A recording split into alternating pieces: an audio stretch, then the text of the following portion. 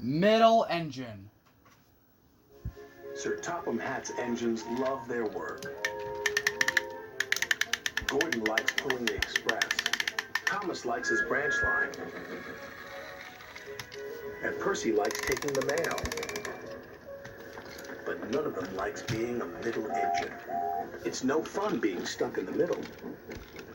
One morning, Percy was cheerfully collecting coal cars from the smelter yard, where Harry and Bert worked. They liked to play tricks on steam engines. Percy didn't want to fall for their tricks again. But before he knew it, he was stuck in the middle. "Oh, bother," shuffled Percy crossly. "Little green piggy in the middle," Harry teased. Percy's driver was cross. With coal cars in front of him and coal cars behind, Percy had to go slowly. James was in the yards when Percy steamed slowly by. "It's Pokey Percy," James laughed. "You wouldn't be laughing if you were stuck in the middle," Percy fumed. And he fumed all the way to the coaling plant.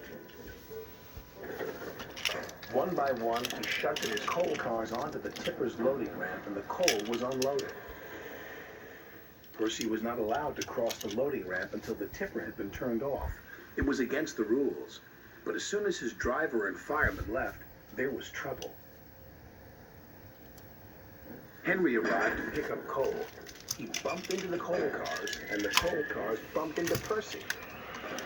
Percy was pushed onto the loading ramp.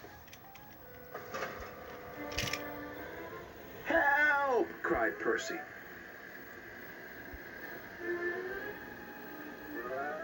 Percy was hoisted up,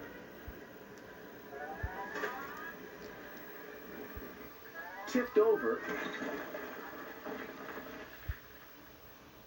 and brought back down again.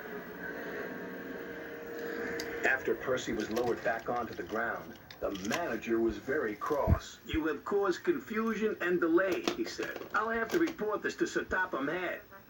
That night, Sir Topham Hatt spoke severely to Percy. "I'm very disappointed in you, Percy," he said. "You know it's against the rules to go on to the tipper's loading ramp." "Sorry, sir," Percy said sadly, "but it wasn't my fault. It's because those diesels made me a middle engine."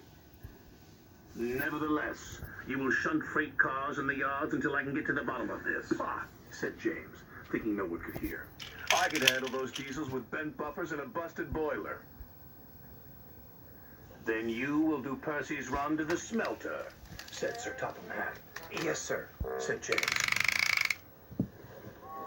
The next day, James arrived at the smelter. He was determined not to be tricked by Harry and Bert. "Hello, James," oozed Harry. "Come to learn a thing or two from those who know?" "Just get my freight cars ready and stay out of my way," huffed James importantly. "Yes, sir," Bert chimed greasily. James cheerfully backed up to his freight cars.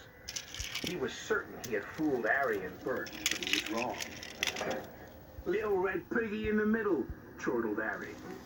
"Just like Percy," jeered Bert. "I am not like Percy," huffed James. "I'm not a middle engine, and I'm not moving." And he didn't. When Sir Topham Hatt heard the news, he sent Percy to fetch James. This made Percy happy. He buffered up to James and took him, along with all the freight cars, to the docks.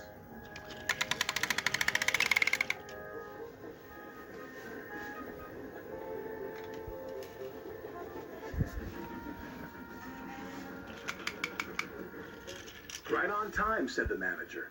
"But what is that big red engine doing in the middle?" "Learning," Percy replied. "Learning what?"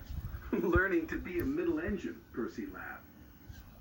James covered himself in steam, hoping no one would recognize him. But it was no good.